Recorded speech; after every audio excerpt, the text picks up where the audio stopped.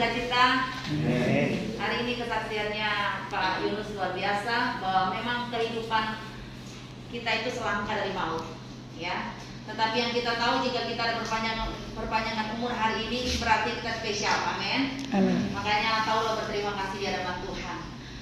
Satu kebenaran firman yang saya mau ambil hari ini tentang kehidupan Saul di dalam 1 Samuel pasal 15 ayat yang ke-35. Sampai hari matinya Samuel tidak melihat Saul lagi, tetapi Samuel berduka cita karena Saul. Dan Tuhan menyesal karena ia menjadikan Saul raja atas Israel. Saudara yang dikasih oleh Tuhan, pernah kita mungkin mendengar ada satu kalimat, nila setitik merusak susu sebelanga. Itulah yang saya ingin sama-sama kita berbagi satu kebenaran di mana ternyata satu kesalahan kecil saja bisa mengakibatkan hal yang fatal dalam kehidupan kita. Jadi Tuhan mengajarkan kita berhati-hatilah. Ada kalanya tatkala kita berada di puncak kesuksesan, itulah ujian kita. Ada kalanya ketika kita ini ditepui tangan, justru kalau kita tidak hati-hati, itulah kejatuhan kita. Makanya banyak hamba-hamba Tuhan jatuhnya karena tepuk tangan jemaat, ya. Tetapi hari ini saya percaya ketika kita punya kehidupan yang baik, maka kita akan memilih jalan kehidupan yang benar. Jangan sampai seperti kehidupan Saul. Coba saudara perhatikan, dia diangkat Tuhan luar biasa, dia diurapi oleh Tuhan menjadi seorang raja. Bukankah ini sesuatu yang spesial?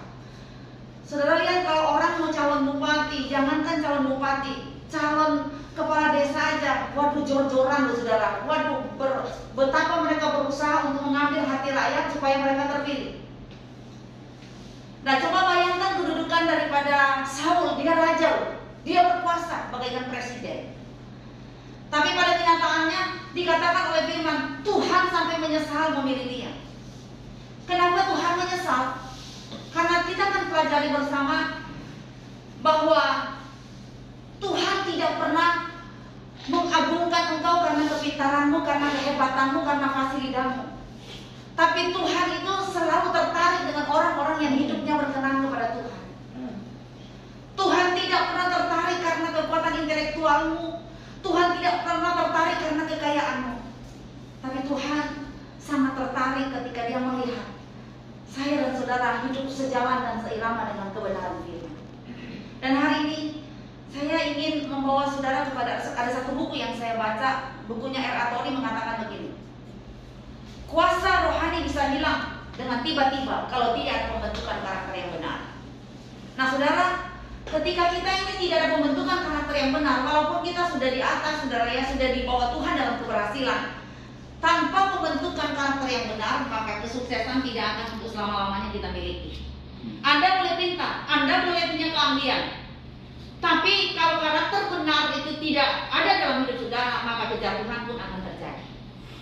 Nah, seperti bukunya R.A. Torrey mengatakan, kuasa rohani bisa hilang secara tiba-tiba karena apa? Tidak ada pembentukan karakter yang benar. Nah, saudara, apa yang membuat kehidupan kita juga bisa lengser, bisa mengalami kejatuhan? Apa yang mengakibatkan kita bisa seperti Saul? Yang pertama karena dosa. Karena dosalah hubungan kita dengan Tuhan terputus. Tetapi oleh karena Yesus telah mati di kayu salib membuat hubungan kita ini ya dipulihkan kembali oleh kematian Yesus di kayu salib. Jadi sekarang ini kita merasa bahwa wah hebat ya, kita sekarang sudah ditebus lunas saudara. Diri kita ini sudah ditebus oleh karena ada salib itu, yaitu Yesus Kristus. Mungkin hari ini kita bangga, aku udah lunas loh, tetapi KPR ku belum lunas, ya. Cicilan mobilku belum lunas, ya. Jangan bangga karena Anda sudah dilunasi gitu loh, ya. Tetapi tahukah kita bahwa terkadang kita menganggap dan merasa bahwa saya sudah bebas karena dosa saya sudah diampuni. Tapi hati-hati, ada yang namanya ikatan dosa. Betul? Anda sudah diselamatkan, tetapi yang namanya ikatan dosa ini bahaya buat kita. Contohnya, saudara punya HP yang mahal. Bahkan Tuhan sehingga saudara bilang bisa beli HP. HP itu digunakan untuk kepentingan, ya mungkin kalau kita mau menghubungi anak dalam kepentingan pekerjaan, kita menggunakan HP itu dengan waktu yang tepat, dengan kondisi yang tepat, maka itu akan membawa saudara pada keberuntungan, ya, diringankan karena ada HP. Tetapi kalau Anda pegang HP, tapi HP itu dipergunakan untuk game sepanjang hari, sepanjang malam, ya, apakah itu tidak masuk dalam ikatan dosa? Sekarang ini saya lihat anak-anak daring ya namanya ya. Lihatnya sih di komputer, tetapi di bawahnya itu ada game. Ya, pintar sekali anak-anak sekarang. Makanya kadang-kadang kalau anak saya daring, mamanya darah tinggi, saudara. Haleluya, darah tinggi. Karena terkadang saudara melihat anak-anak jauh lebih pintar. Mereka dengan segala cara saudara ya, saking ngantuknya katanya di depan laptop, makanya mesti ada iklan. Tuh, haleluya. Pas iklan itu yang membuat mama-mama jadi darah tinggi, saudara. Dia daring, mama darah tinggi, haleluya. Ya, makanya perlu berhati-hati, apalagi para wanita ya.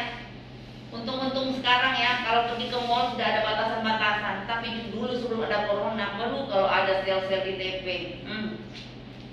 70 plus 20%. Wah, ibu-ibu paling senang kejar itu, ya. Izinnya ke suami apa saudara? Mau lihat keperluan anak. Padahal karena ada sale-sale terus, saudara. Ya, tujuannya sebenarnya bukan itu, tetapi saudara ada banyak kali kita terikat di dalam materialisme konsumtif. Wah, luar biasa. Saya pernah jalan-jalan ke Pasar Atom, saudara, dengan teman-teman.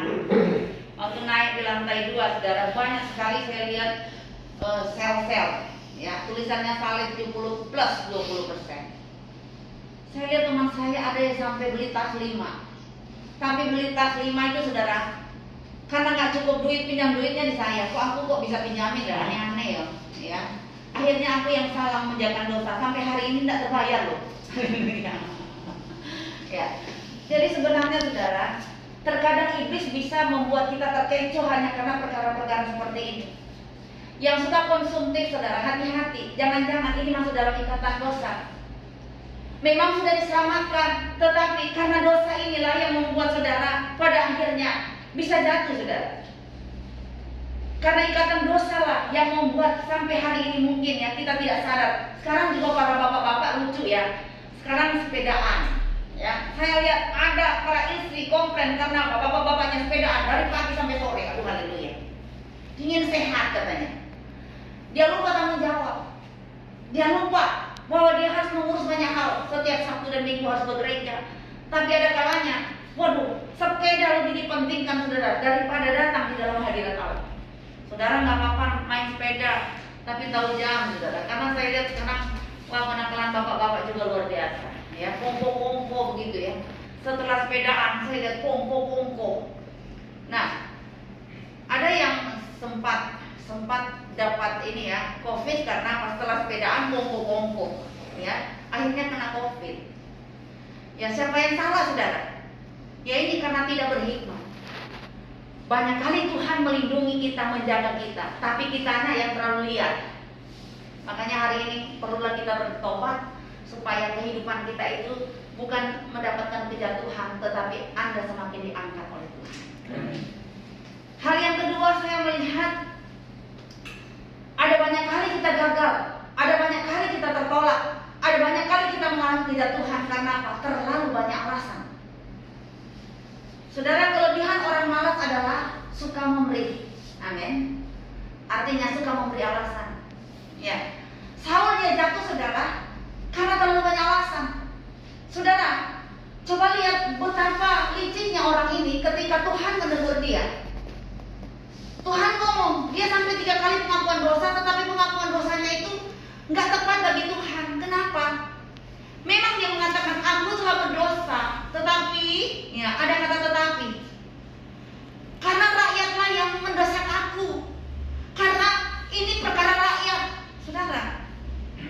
Sampai 3 kali loh dia pengakuan dosa, tetapi dia tetap menempatkan diri bahwa aku raja. Taruh hormat dong kepada saya. Jadi saudara, dia mengakui dosa, tetapi ada tuntutan. Saya mau katakan bahwa kalau kita ini bersalah, nggak kambing hitam pun orang lain. Karena ketika kita melakukan dosa, keputusan kan bukan di tangan orang lain, keputusan ada di tangan kita. Betul? Saudara lihat, Daud ketika ditegur oleh Nabi Nathan, dia nggak banyak komen, dia cuma bilang, ya, akulah yang berdosa. Namun ada satu yang dia minta kepada Tuhan, jangan sampai roh Tuhan itu undur dari kehidupannya. Sehingga kita lihat pengakuan dosa daripada Daud benar-benar tulus. Dia sadar dia telah melakukan kesalahan. Tapi beda dengan Saul, terlalu banyak alasan yang membuat orang lain jadi kambing hitam. Padahal keputusan untuk melakukan kesalahan itu ada pada dia. Keputusan untuk hidup benar dan salah itu ada di tangan kita. Jadi jangan sekali-kali kita lempar batu sembunyi tangan. Ya, kita yang melakukan dosa, kita dalam dari semuanya itu, tapi kita tidak mengakui. Hari ini Tuhan mengajar saya dan saudara. Seperti kesaksian tadi, saya banyak mengalami bagaimana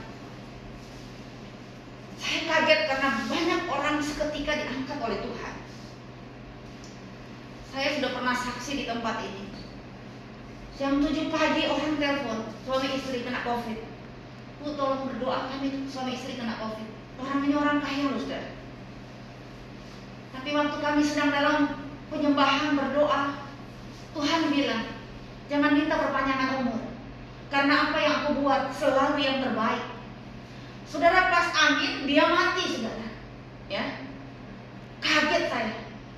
Saya pikir istrinya pasti akan ngamuk dengan saya. Tapi 5 menit kemudian istrinya ngomong, Bu Hesti, terima kasih. 4 tahun suamiku gak pernah ke gereja, 4 tahun suamiku tidak pernah berdoa. Tapi di akhir kematiannya, ibulah yang menggiring dia di dalam doa. Entah dia masuk surga atau tidak, itu urusannya Tuhan. Tetapi saudara lihat bahwa kekayaan tidak menjamin saudara untuk masuk dalam kerajaan Allah.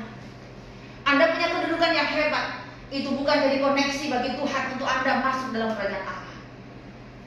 Anda punya uang banyak, Tuhan tidak pernah disogok hanya karena uang.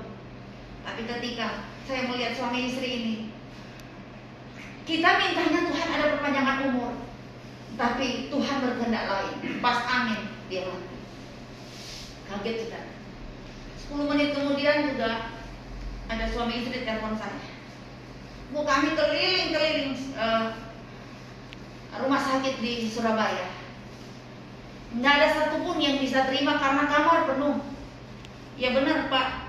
Saking kelelahannya suaminya mati di dalam mobil. Ya. Apa mereka nggak ada uang? Ada, saudara. Bahkan orang ini bilang, kami punya asuransi, Bu. Ya, jadi untuk bayar rumah sakit kami tahu plafon kami berapa. Tapi mau plafon berapapun Anda masuk asuransi, coba lihat, hanya masalah kamar nggak ada, bisa nyawa melayang. Tapi saya mengatakan itu satu pelajaran buat kita, supaya dalam setiap saat, menit dan waktu, jadilah kita seperti 5 gadis yang bijaksana yang selalu menyalakan pelitanya. Saudara, saya shock hari itu 5 orang yang mati COVID semua. Dan rasanya itu nyawa dicabut, aduh begitu mudah. Dengan itu saya belajar bahwa setiap saat, setiap detik dan waktu, saya harus ada komunikasi dengan Tuhan. Saya harus sejalan seirama dengan Tuhan. Hidup ini hanya sementara, dan saya tidak main-main lagi dengan kehidupan. Dan saya pastikan ketika saya memilih hidup benar, kebenaran itulah yang akan memerdekakan saya dan saudara. Jadi saudara jangan pernah banyak alasan. Ada baiknya kalau saudara salah, yang mengaku aja salah. Jangan terlalu banyak alasan, memberi alasan yang kurang tepat, membuat orang lain pada posisi yang salah. Tapi mari ketika engkau bersalah, katakan, ya saya salah, dan saya mau ada perubahan. Saya mau, kalau memang saya harus di-demerit, ada disiplin, saya terima Tuhan. Karena itulah konsekuensi, setiap kesalahan pasti ada resiko. Kadang-kadang kita enak buat kesalahan, tapi tidak mau terima resiko. Saya katakan kalau Anda gentleman di hadapan Tuhan, mari seperti Daud, gentleman, dia bilang, akulah yang berdosa. Ya, dia siap untuk Tuhan ambil seluruh apa yang dia miliki, kekayaan, kehormatan. Tuhan, engkau boleh ambil dalam kehidupan. Tapi satu hal, jangan sampai roh Tuhan itu undur dari kehidupannya. Makanya saudara, hal yang ketiga yang perlu kita pelajari di sini, kenapa Tuhan menyesal dengan kehidupan Saul. Karena saya perhatikan